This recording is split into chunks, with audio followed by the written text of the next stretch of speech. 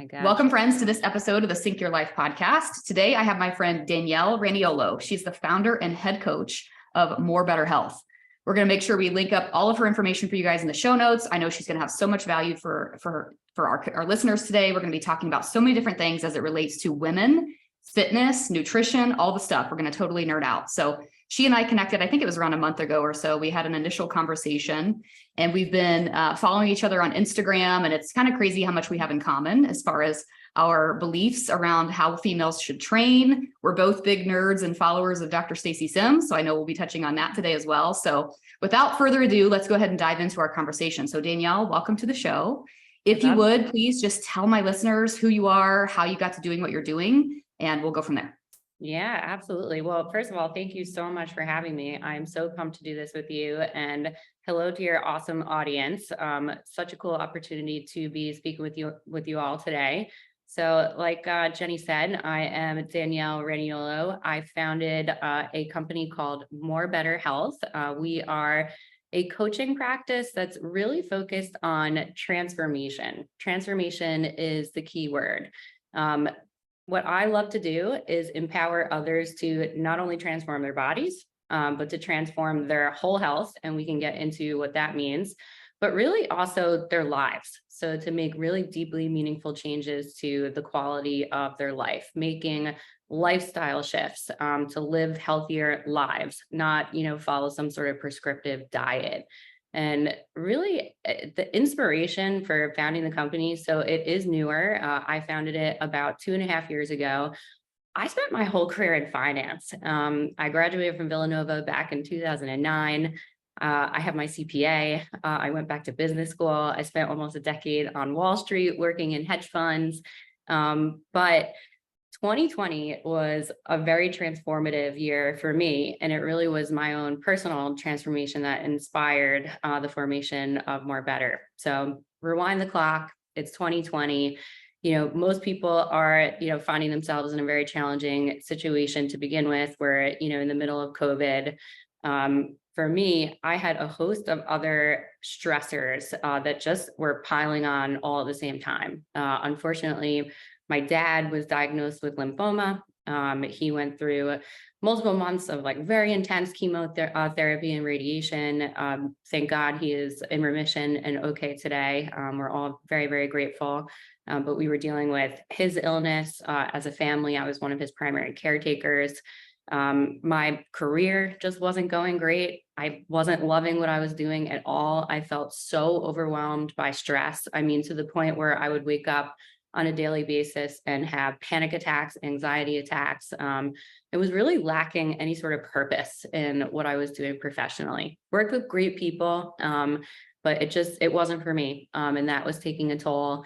I was in a long-term relationship that was also falling apart. We lived together. We were together for multiple years. So it was just a lot of stressors all at once. I felt like my kind of foundational, plates in my life that had been holding me up were all shifting at the same time. And kind of crippled by this stress, I turned to wine and a lot of comfort food. And in the course of 6 months, I gained over 20 pounds. And I just felt absolutely miserable.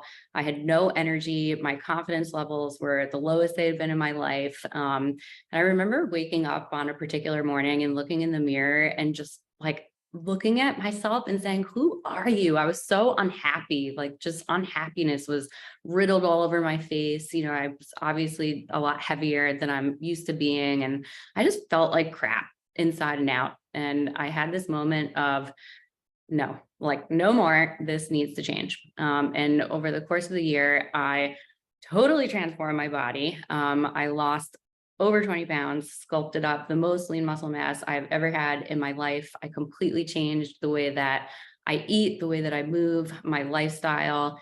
And the aesthetic changes were fantastic, but I think it's the intangible benefits that were even more meaningful. And I'll call the first layer of those how you feel, right? So waking up with more energy, having clarity of thought, more confidence, not having energy crashes in the middle of the afternoon, having higher quality sleep. amazing. Like you want to feel great. And I love empowering my clients to feel great too. But even more than that, like being able to enact a physical transformation of that degree just provided such an enormous model of strength for me that if I'm able to do this, if I could do that, I could freaking do anything. I could do anything that I want in my life. And, in hindsight, that whole experience with all of those external stressors and the chaos that was my life, I struggled to understand like why this was happening to me at the time, but in hindsight, I'm so happy that it did, because it really almost like forced me to look internally and really think about, who am I? What are my values? How do I want to live my life? And I was able to really reconstruct my life and rebuild it to my own intentional design so that I was living a life that was aligned with my values. I left Wall Street. I broke up with my boyfriend. I moved out of our home. I moved into a new one. I created a new life. I built my business. And now I get to spend every day doing something that I love, that lights me up. And it's empowering others to enact their own transformations. And I think folks come to me and they want to transform their bodies and or their whole health. But what they don't even appreciate in the moment is how awesome the changes to their life are going to be. Like it really is a life-changing experience. And the confidence that you gain through the process of enacting a transformation like that just lets you harness this innate strength to pursue more out of life across all dimensions. So probably a longer story than you wanted. Oh, no, that's perfect. I mean, I remember when crux. we first chatted, like we have so much in common actually, but my dad was also diagnosed with cancer only when I was probably about 12 or 13. And while I wasn't his primary caretaker, he has had some ongoing health issues ever since. He's disabled. So we have similarities there as far as like taking care of parents. And it's interesting, isn't it, that sometimes people will ask me like, well, how do you stay so motivated to be into health and wellness? And I'm like, well, I've seen what it looks like to be affected by something when a medical challenge arises. So I just want to make sure that I'm handling the things that are within my control, that I'm taking care of my health so that if something does happen to me, I'm the strongest that I can be in preparation for that. So we have that in common. We also have this like corporate environments of feeling dissatisfied, feeling like you're made for more. We seriously, like when I follow your stories, I'm like, oh my gosh, I feel like we could be sisters. You also have like fantastic photos of your food on Instagram. So I can't wait to talk to you about food, but we'll get there eventually. So what I want to ask you is, what does it look like now? Like your day to day, like you're working with people and now you're trying to really inspire them onto a better path. Yeah. What kind of challenges come up for people that you see? And what is your method of sort of helping them conquer those things? Yeah, such a great question. So, just high level, I work with clients both one-on-one and also in group formats. So one-on-one is going to be a really high touch, intimate experience where I'm working with the client every day to help them make shifts to their diet, to the way that they move, to their lifestyle. And it's all about sticky habit formation. This isn't about following some sort of prescriptive diet, right? It drives me nuts when dietitians and nutritionists give clients, like a PDF with instructions for eating a cup of blueberries for breakfast and one egg, but you're not really teaching people what it means to eat a healthy diet. So I work with clients both one-on-one and then in group formats. I created a group coaching program called Transform Now. So in that program, I usually am working with anywhere between 10 and 20 individuals at once. It is also very high touch, and I do spend one-on-one time with every single member in the group, and I'm coaching everyone daily, but it's in a team environment, which is really cool because I think when you are trying to make big shifts to, your lifestyle, whether it be how you're eating, how you're moving, incorporating more exercise and movement into, your daily life, being part of a crew that's also going through that shared experience can be a really powerful motivator, provide inspiration and additional accountability. So just like logistically, both one-on-one coaching and then in group formats. Right. And in terms of the challenges, one of my big philosophies as a coach, and I know we chatted in our prep about what we were going to be talking about. And one of the topics was busting myths around, diet and exercise protocols for females specifically. And my first myth, and I even gave it a name that I want to go into at some point, and it ties in here, is that your diet needs a name. Like, it drives me nuts. We have these diets, right? Like the keto diet, the paleo diet, where it's like a one size fits all, very prescriptive diet that is marketed really well. And you think that it's the, solution to all of your problems. But in my opinion, nutrition needs to be really personalized. Like, every single person is so unique. Every body is unique, right? Like, our physiology is unique, and females in particular, but also our lives are so unique, right? Like, everyone has a different set of circumstances, whether you're a part of a family unit, whether you're living with a partner, whether you live alone, what's your job? Are you traveling? Are you home?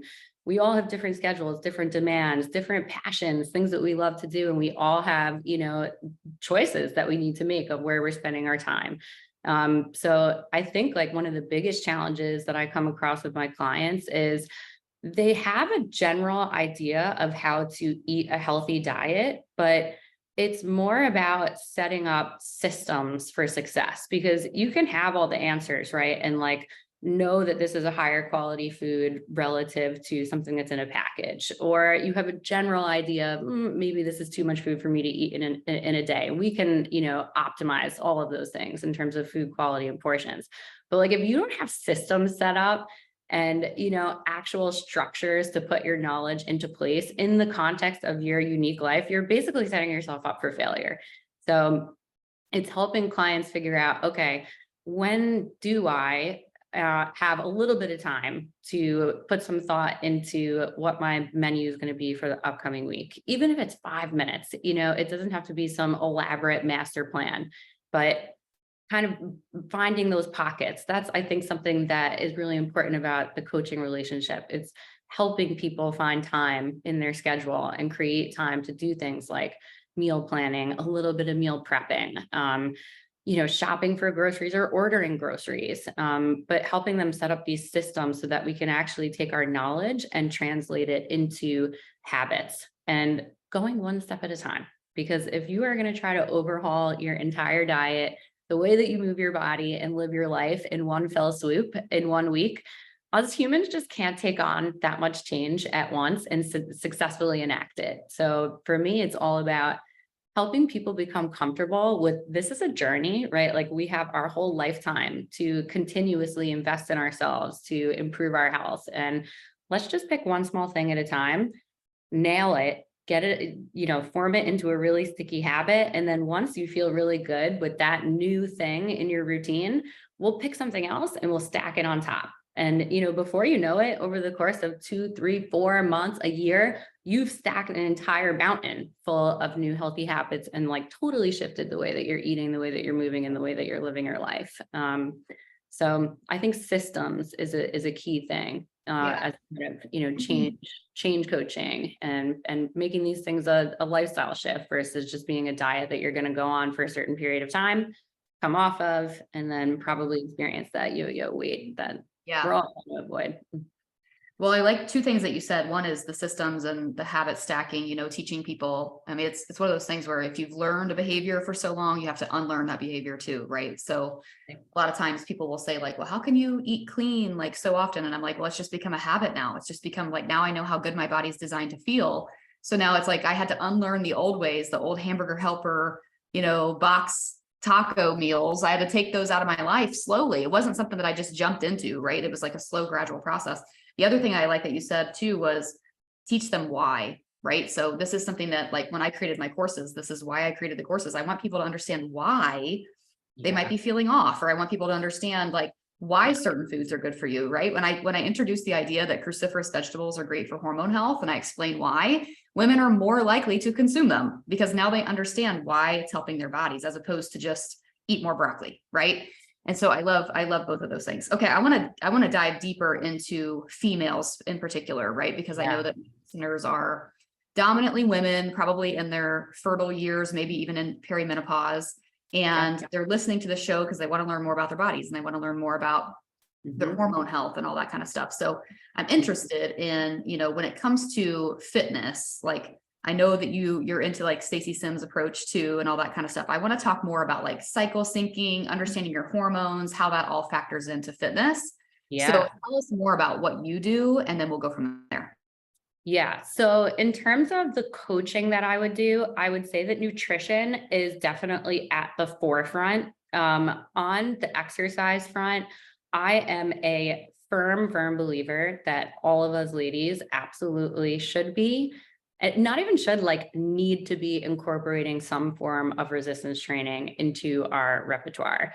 When I first started my business, I was doing a little bit of personal training. I have since moved away from that, but part of the coaching that I do with clients is to help them understand how should I be moving my body, depending on what my goals are, how old I am, where I am in my cycle. So helping them put together like a blueprint for movement. And one of the pillars of that blueprint is going to absolutely be strength training.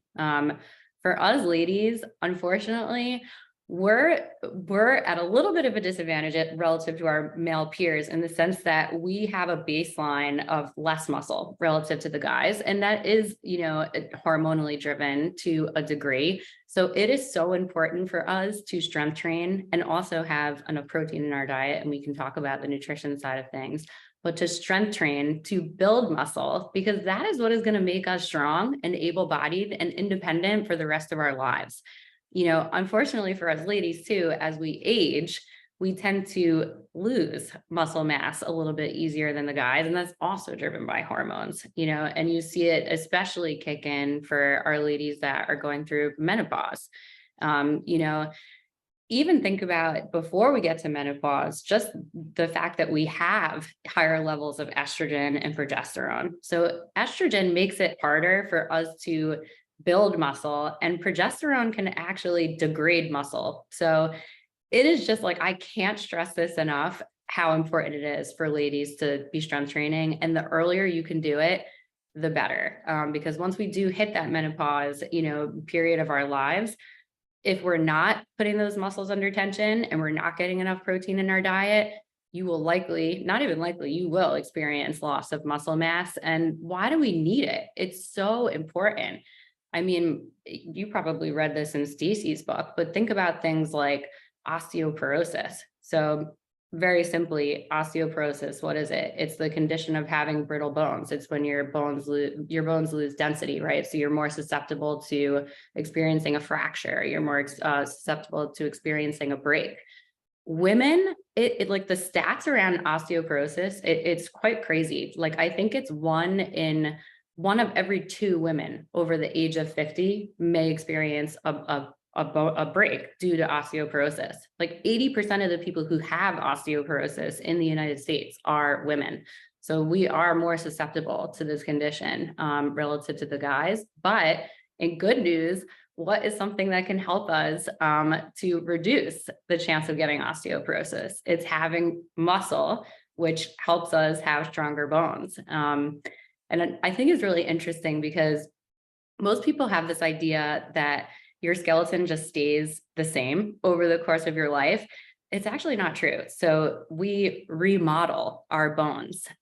Your body, if put under stress and strain through things like strength training, and we can talk about other modalities of exercise that will achieve this, but if your body is under some sort of stress or strain from activity, it will be a catalyst for your body to actually start to absorb old bone and then make new bone that it's going to lay on top of it. And that results in more bone density and stronger bones. So the key to having that sort of adaptation is a stimulus like weight training. So you need to be working against gravity or anything with impact. So running, tennis, dance, things like cycling and swimming, fantastic for heart health, fantastic for muscles, but it's not putting that impact on your bones where it's going to be a catalyst or a stimulus for that remodeling to take place. So I'm going down a couple tangents here, but I cannot stress enough how important for us ladies the strength training is. And I promise all my gals, it is not going to make you bulky. I think we have this perception, as a community, that cardio is what makes you lean and strength training is going to make you bulky. It couldn't be more true. Like, strength training is the only thing that is going to help you build lean muscle mass. No amount of cardio will do that. Again, fantastic for your heart health, but it is not going to help you build those muscles. And we need them for so many different reasons. Yeah. I mean, I feel like a broken record because this is something that I'm telling my women all the time. And it's so funny to me. I don't know if it's society must just have such a huge impact on the way women think, right? This whole coming back to the idea of like fad diets, wanting to label the way you eat and exercise too. I mean, the number of women that I've spoken to in the last week who they ride their Peloton every day. I'm a huge fan of cycling. I cycle myself as well. I like low impact exercise, right? Like, I'm a fan. Every single day though, we might need to address that might be a little bit too much cardio, right? I talk a lot to my females about being mindful of back-to-back zone 3 training, right? Like, we want zone 3, but we don't need to have zone 3 training every day. We actually need to scale it back and do some more strength-based training. And really, like you said, like, really make sure that we're taking care of our muscle. Dr. Gabrielle Lyon is somebody that I follow as well. And she's sort of the person out there right now talking about muscle is the key to longevity, right? And so in order to create muscle, we must do load-bearing exercise. We must also make sure we're getting enough protein intake and that sort of thing. And it's so interesting because I feel like this is on the rise, like this conversation about how women really need this, right? It started with maybe with Stacey Sims and some of these other, Dr. Bright and others. And now all of a sudden it's becoming well known because we're finally putting research into women.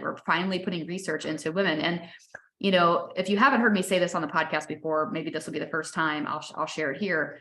For decades and decades and decades, exercise regimens and even things like intermittent fasting and those types of things were all studied on men. And when researchers were asked, why did you study men? Why didn't you study women? They said, because women are too complex due to their hormones.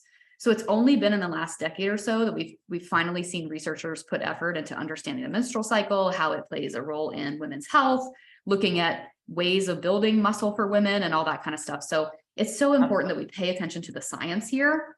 Totally. And that we notice the fact that I know Dr. Hyman is somebody that I listen to his podcast frequently. He's a functional medicine doctor. And he talks a lot about sarcopenia, which is basically like the loss of muscle, is the number one reason why people go into nursing homes. It's not because of some sort of whether it's cancer or something, it's usually because they literally can't get themselves up and down off the floor. And so I know for me, when I'm training, I'm starting to get more and more myself into like the primal movements and like learning more about primal movements and being able to if I can hold myself up in an arm balance, right? To me, that's more important than how much I can lift even, right? Just making sure that I'm able to really handle my own body weight. So I'm so glad you said that. And I knew that's the direction you were going to go, right? Because just listen, ladies, wouldn't it sound silly at this point if I had a guest on and the guest was like, you should really do cardio every day. Like, the best plan for weight loss and for health is to do cardio every day. No, but yet we're still doing it. But yet women are still doing it. They're going to the gym and they're on the elliptical, they're on the treadmill, they're doing all the 5Ks or whatever. And it's like, that's great. Like, if running is your thing or you have something that's your thing, that's fine. But strength training should be totally incorporated into your regimen, whether you are a menstruating female, whether you're in perimenopause or whether you're in menopause. The other thing I want to bring up too, and I don't want to steal the thunder here, but I want to say this is that sometimes women in menopause, like over the age of 50, will come to me and they'll say, is it too late for me? Right? Is it too late for me? And I'm like, absolutely not. Like, you can start to do things now to really help gain your strength. My mom is in her 70s and she had knee replacement. I guess it's been almost a year ago now. And just getting her doing some free weights and really focusing on just basic functional movements has made such a difference, right? And just getting people out and walking every day and focusing more on how you can get stronger is so key. Yeah, I'll let you. Well, a couple of things. I think we honestly could talk for 3 hours about this stuff, but for the ladies that are menopause or post, lifting heavy is important. It drives me nuts sometimes. I get a little sad when I go into the gym and I see, the older ladies who are lifting the 2-pound weights. You can lift heavy. Your body is capable of so much more than you think that it is. And even if you're starting with 2-pound weights, you can absolutely progress your way up.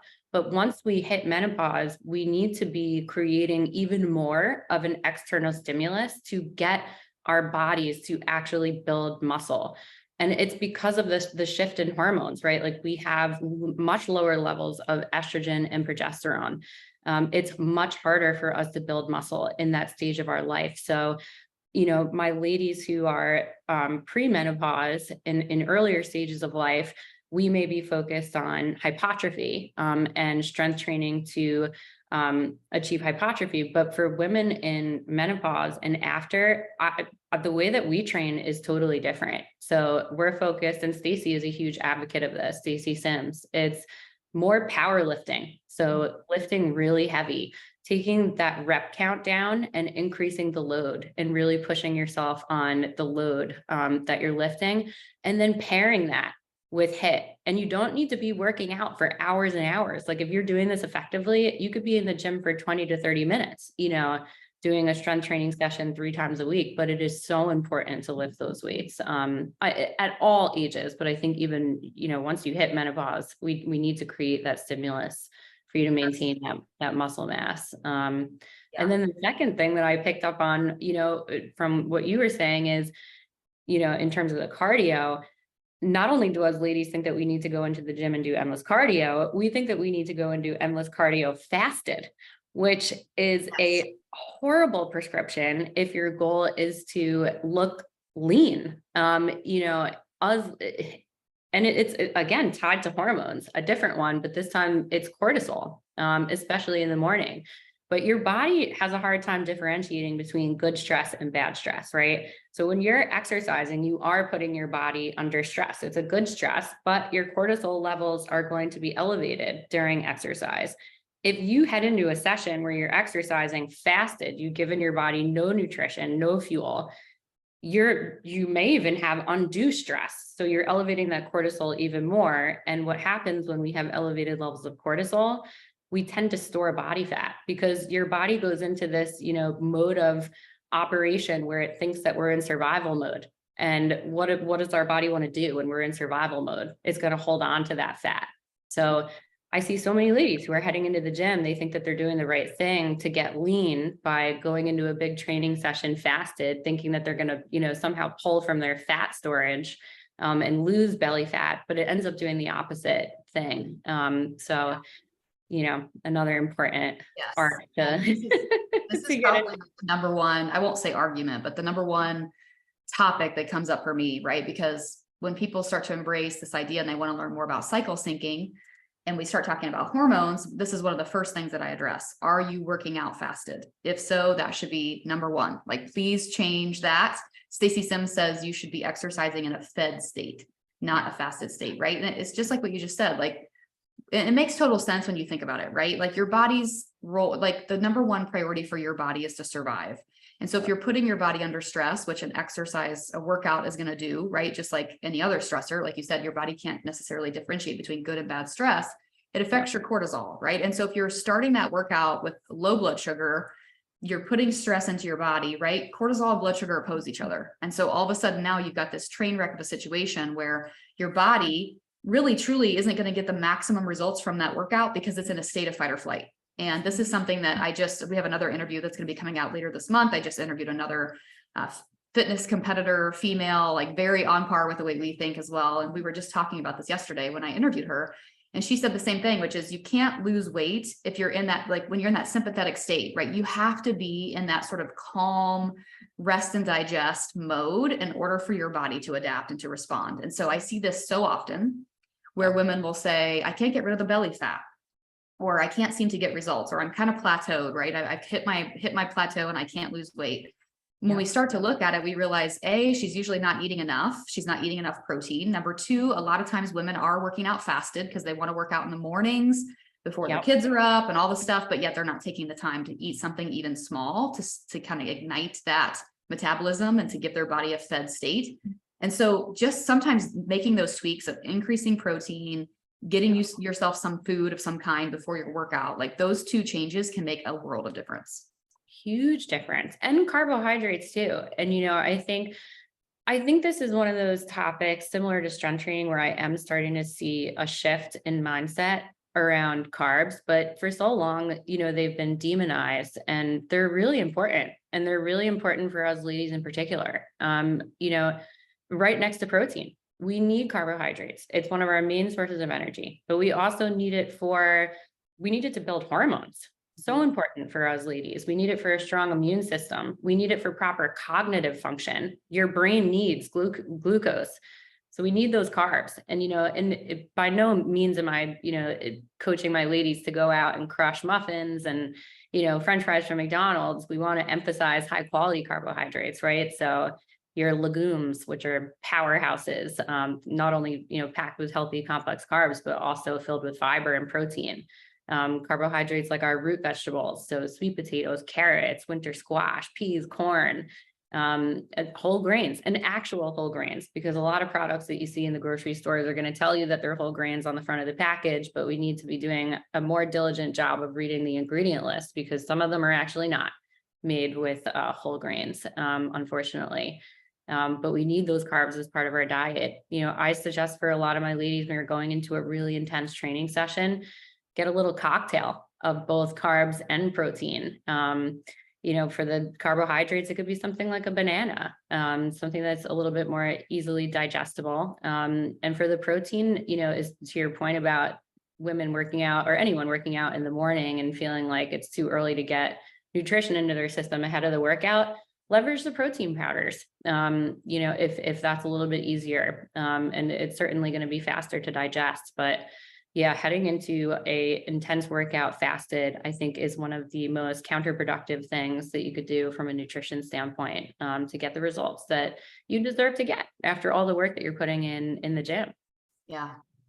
Yeah. And I mean, Dr. Stacey Sims is the first person who introduced this idea to me of low energy availability. And when I started reading her book and I started reading about this in particular, I was like, this was me. This was me in my 20s. Right. And so my body was in a state of constant LEA. At that time, I had a gym. I was teaching boot camp classes. I was doing my own workout. I was eating a lot, but probably not a lot of the right things, to be completely transparent. I mean, I know I wasn't eating enough protein. And I felt the fatigue hit, right? And that's around the same time that my adrenals kind of burn out. And I had so many different things happen at the same time. But I see this happen for so many women. I see this happen where they're drilling the cardio, they're not eating enough, their body starts to hold on to that weight, and they don't understand why. And a lot of times women will say to me, well, I did this because it worked for me in my 20s, or it worked for me in my 30s. So we also have to take into account the way that our physiology changes as we get older. So if you're that woman like me in your late 30s, early 40s, and you're starting to see this beginning of perimenopause, which by the way, lasts 10 years, I'm so surprised how many women think that perimenopause is like the year before you stop having a period or something, right? It's not that. It's a decade leading up to menopause, and your progesterone starts to decline. Your adrenals start to compensate more for sex hormone production. And all of a sudden you're doing all this exercise and you're cutting back on calories because it worked for you in your 20s and 30s. Now it doesn't work anymore because your body is now extra stressed. So we have to pay attention to this. Like it's important for every woman to pay attention to, but if you are in those perimenopausal years and you can't figure out why your body's not changing, working out in a fed state, increasing your food, making sure you're fueled enough, focusing more on that zone 2 strength training, those 3 things alone can make a world of difference for you. Life-changing.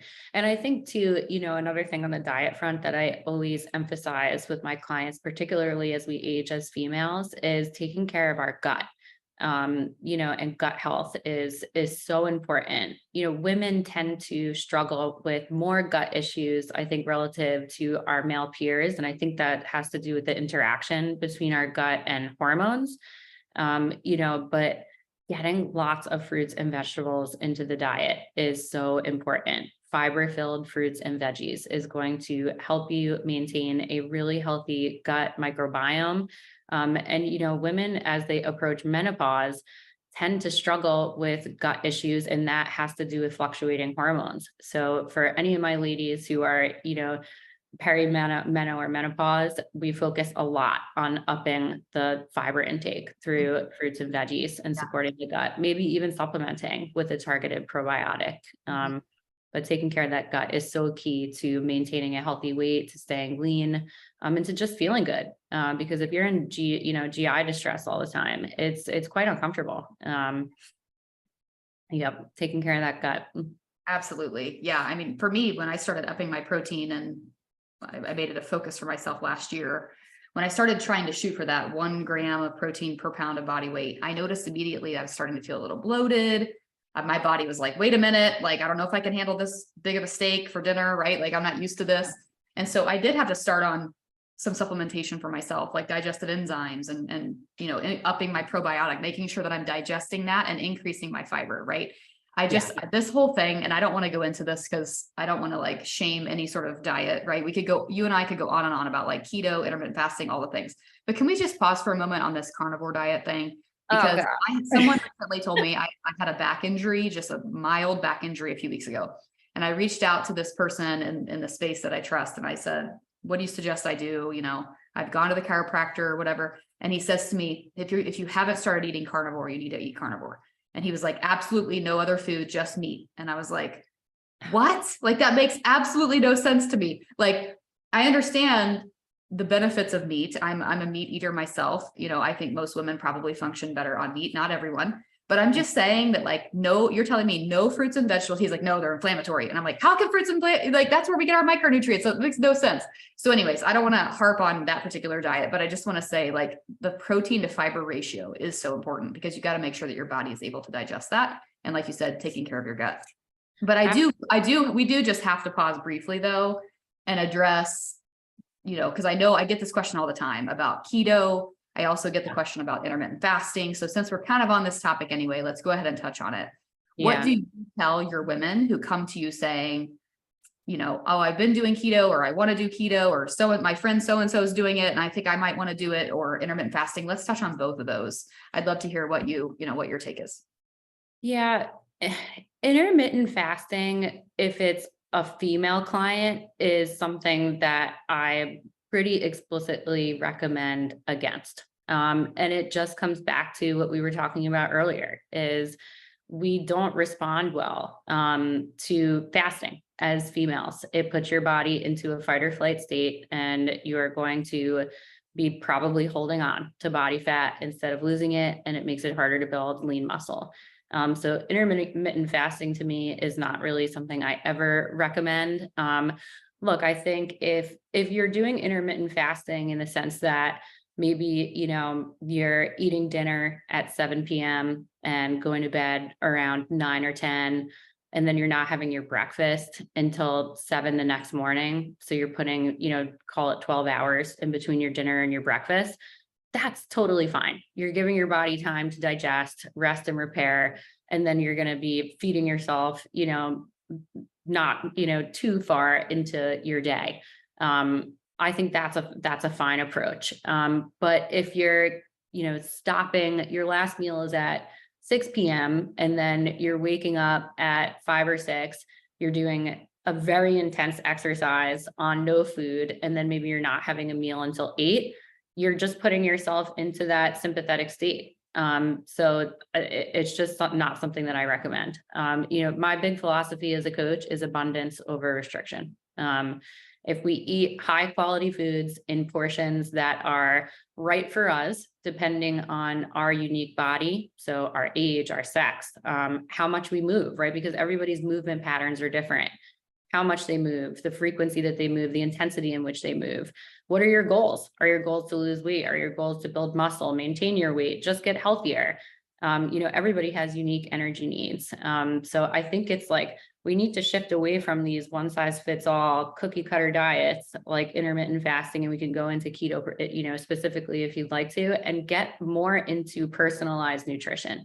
Everybody should have an understanding of what their unique energy needs are, based on their uniqueness. And then from there, we can figure out, okay, I understand how much energy I need, but then what does that actually look like in terms of what I'm putting on my plate over the course of my day?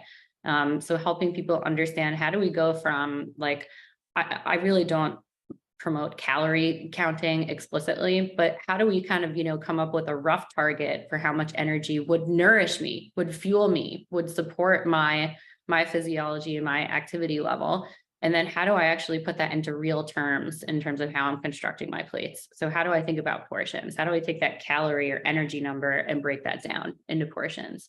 I think that's where we should be going with nutrition. You know, and there are some maxims of nutrition that I think have stood the test of time, and they're not going to change, right? So that's eating more whole foods versus processed and packaged goods. It's, you know, getting more sleep, minimizing alcohol consumption, you know, all of those things, right? Those stand the test of time.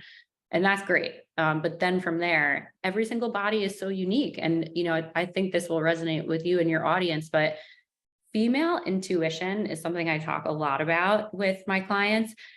It is such a major asset that we have as women, and we harness it across so many other dimensions in our life, right? Like, you're a mom. So many of us are moms, sisters. What, you know, when we have our children, right, we're harnessing that intuition to take care of our kids. We harness it in the way that we're leading our teams. Why are we not harnessing it when it comes to how we're eating and how we're moving our body? You know, I always tell my ladies, if you feel like something is off, something is not right, it probably is. Listen to that intuition. It is your power.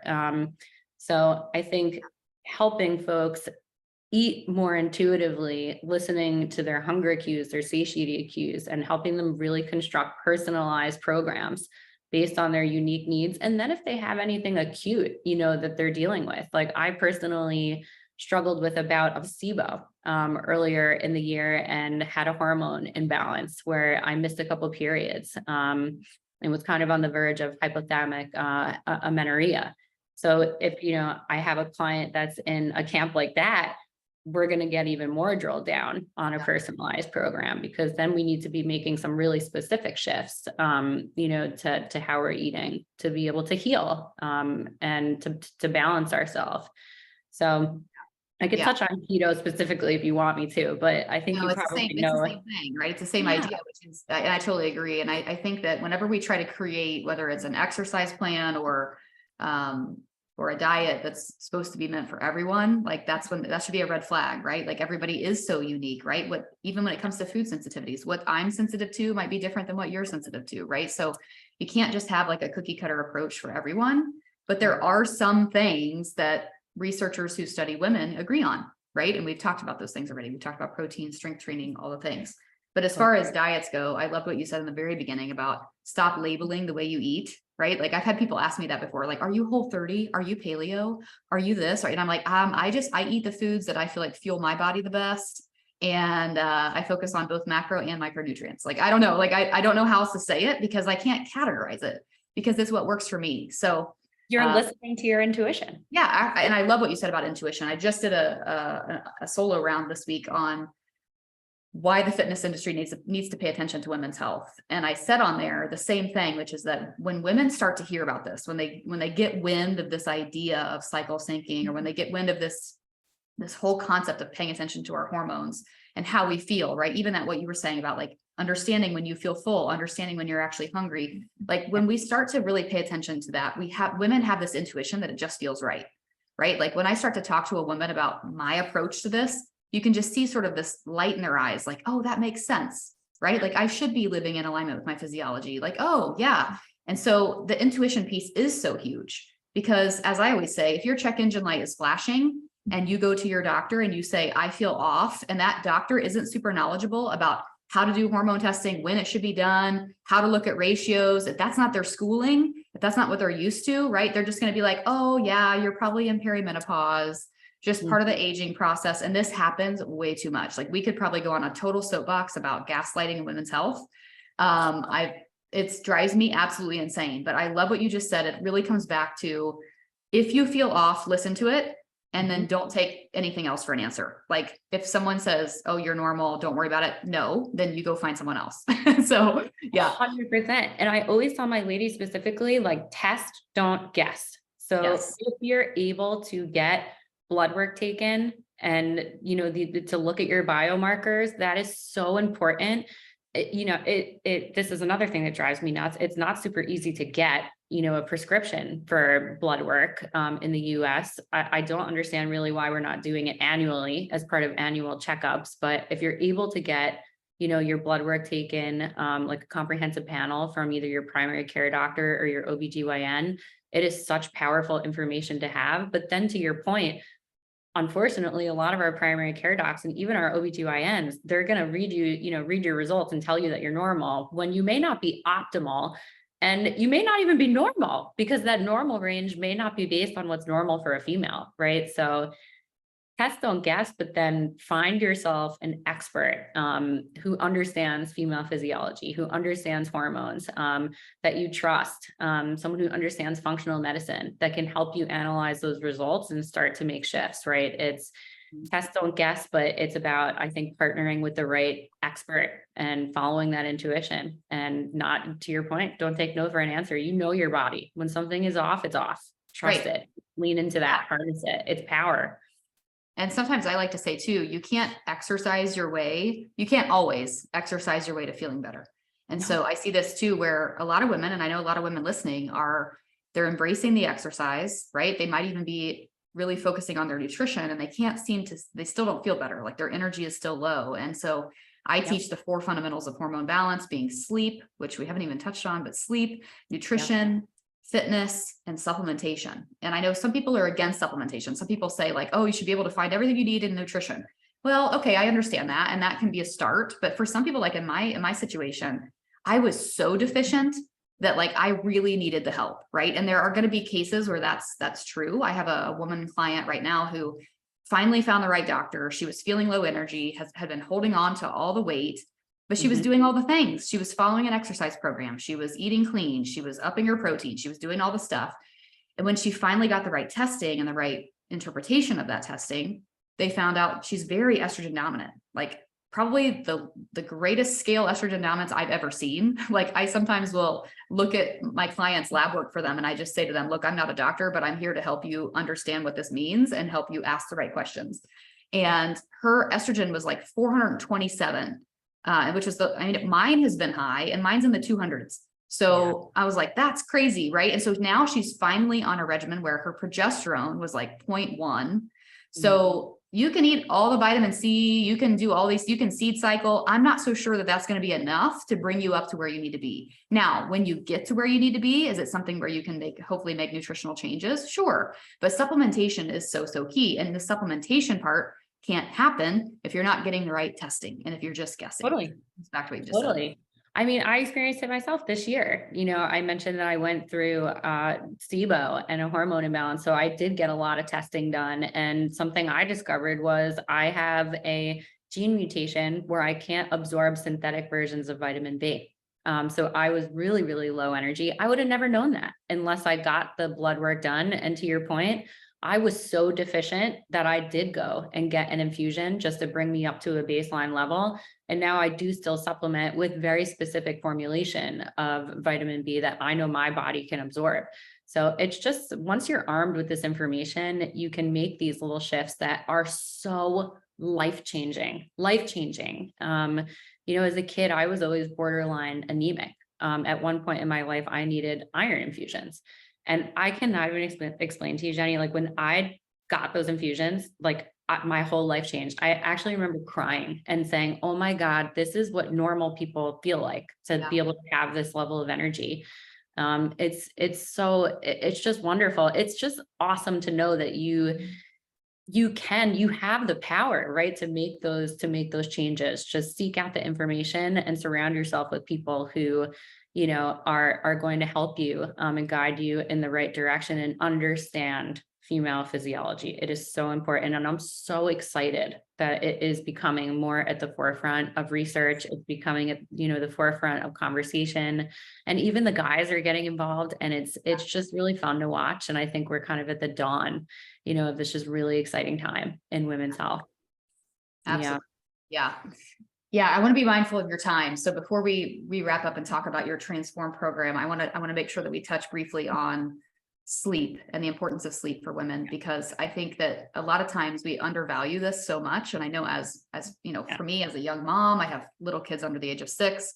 My sleep ultimately depends on their sleep, right? And so a lot of times we kind of laugh it off and we're like, well, kids didn't sleep last night, so I didn't sleep last night. And I realize there is so much that's out of our control, but there is also so much that's within our control. So is sleep something that you focus on in your program as well? I'd love to hear more about that. 100%. So like one of my philosophical pillars in terms of transformation as it relates to your health is that we need to be taking a holistic approach, right? Like we can't just be focusing on nutrition in a vacuum or exercise in a vacuum. It really being able to elevate your whole health requires a 360-degree approach. And sleep is absolutely a major pillar in any sort of health transformation, or if you just want to be a generally healthy person. I think 7 to 8 hours is a great marker if you're able to achieve that. Many of us can't. I will also put out there that I don't think that every single person needs 7 to 8 hours. I think you just have to be intuitive and understand what your unique needs are. But sleep is something we absolutely focus on. And I will, share from a weight loss or management perspective. I always encourage my clients to keep journals of, their habits, what they're doing on the health front and how they're feeling. I'll ask the audience here, have you ever noticed if you have a poor night of sleep? So say, your kid didn't get a great night of sleep, which means you didn't, maybe you slept for a couple hours on and off. How do you feel the next day in terms of how hungry you are? Because my bet is that you are feverishly hungry, right? Like snacking all day, can't get enough food, picking. And that is not just you being, out of control. It is scientific. It is a hormone situation. So when we don't get enough sleep, our body tends to produce more of a hormone called ghrelin, which is our hunger hormone. So it turns on your hunger cues, even though your body doesn't need the energy.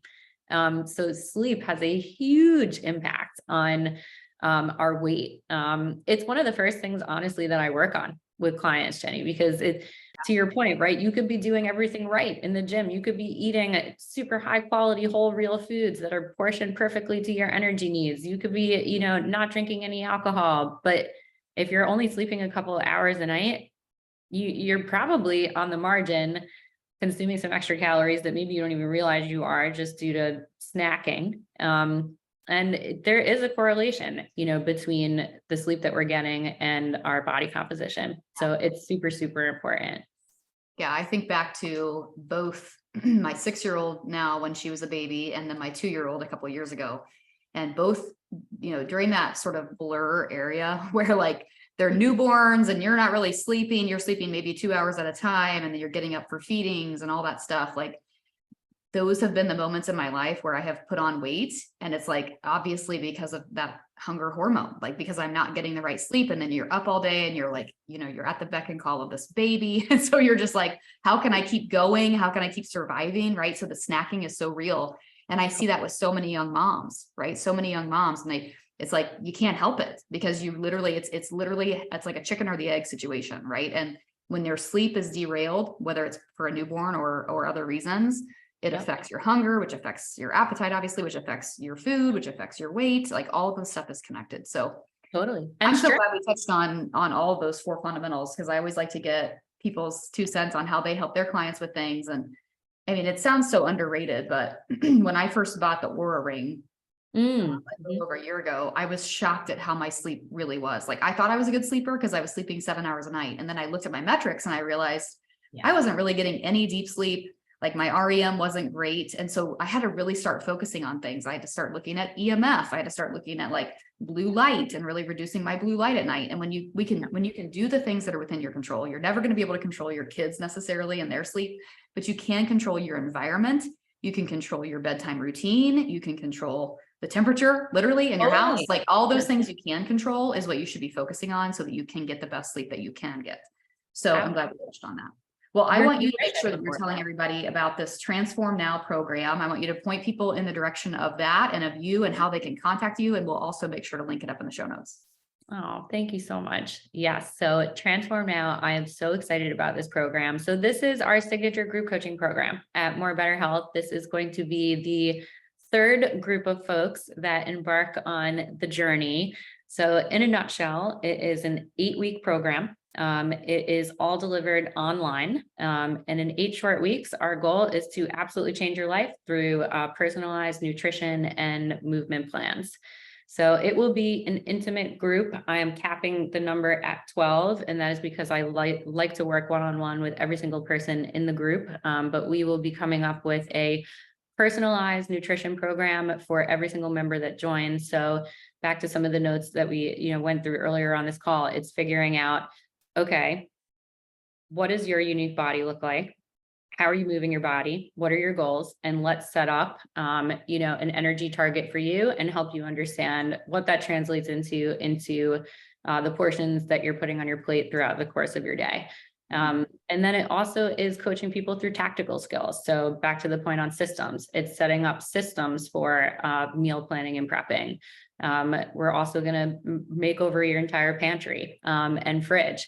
So shifting from foods that may be more processed and packaged to more real whole foods. And, we didn't even get into this topic today, but there are so many different products, right? When we go into the grocery store, and so many of them are marketed as healthy, and it's empowering people with the knowledge to understand like what actually are healthy products. What are the red flags that I should be looking out for on ingredient lists? How do I read a nutrition label? So the program will be 8 weeks. Over those 8 weeks, we are going to absolutely transform the way that you eat, with the goal, first level, of helping you to transform your body. So most of the folks that enter the program come in with the goal of body recomposition, so losing body fat and building lean muscle. And that is absolutely our first level goal.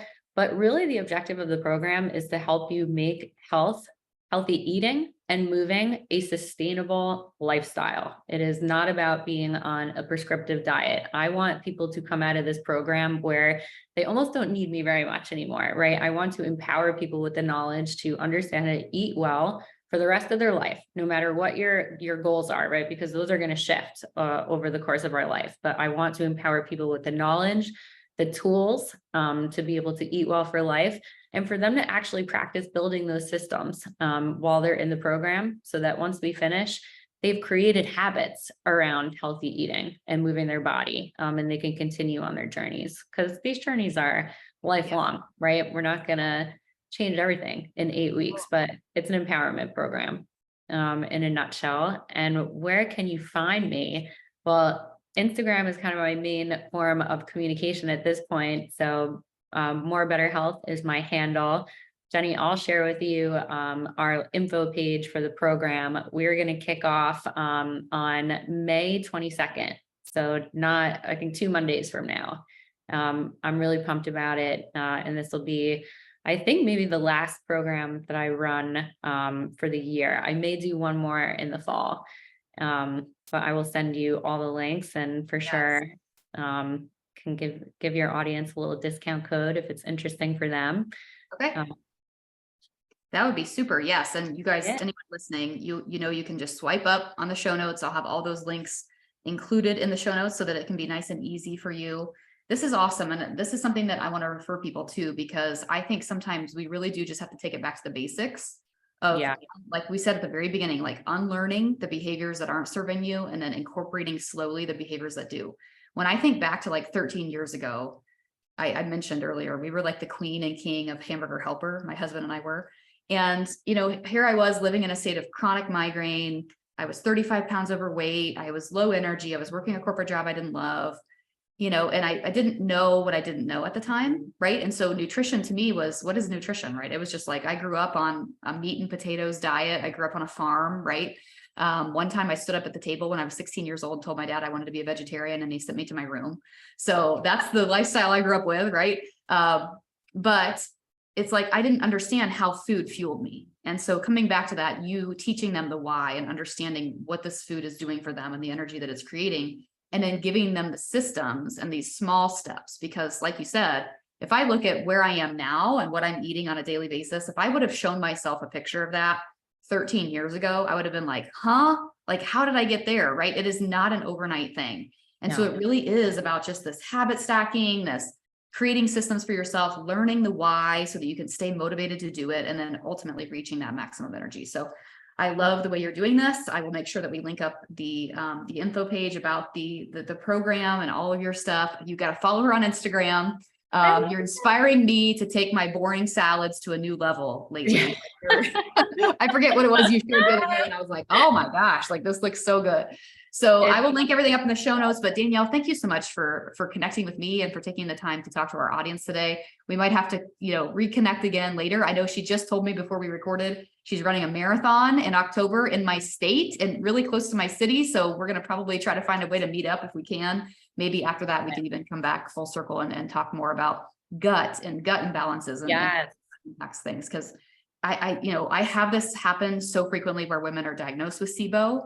And it seems like so confusing. So maybe you can even help us break that down and we can bring you back for something like that. So. Oh my goodness. Cool. Yes, absolutely. So happy to do it. And I'll leave on this funny note. So on the salads, I was thinking about making a little like fun series on Instagram of I can help you make a salad better than sweet green. And then every week doing like a different salad bowl. But it was such a pleasure chatting with you, Jenny. Thank you so much for having me on. I think philosophically, we're just so aligned and it's just always a pleasure being in your orbit, and anything I can do to help you, your audience, I am here for it. And yes, if you want to do a deep dive on SIBO, we can absolutely do that. It was a very challenging experience to navigate through. And if there's any way that I can, share my story to help others navigate their own journey, I am so happy to do it. It's scary. It is confusing. There's a lot of conflicting information out there. And I feel like I gave myself a master course in SIBO and a lot of different gut conditions in a couple of short months. So happy to share any knowledge there, but just thank you from the bottom of my heart. This was fun. Yeah. Well, I found that it's awesome to have the experts on, and I've certainly had gut health experts and we've talked about things like SIBO and things like that before, but it's a different experience to have someone who has gone through it, who can say, this is what it felt like. This is what I did. This is how it helped me. So I'd love to do that. Okay, awesome. Well, thank you so much, my friend, for being here today. I know we'll talk again soon. Take care, guys. For now, we'll talk. Bye-bye.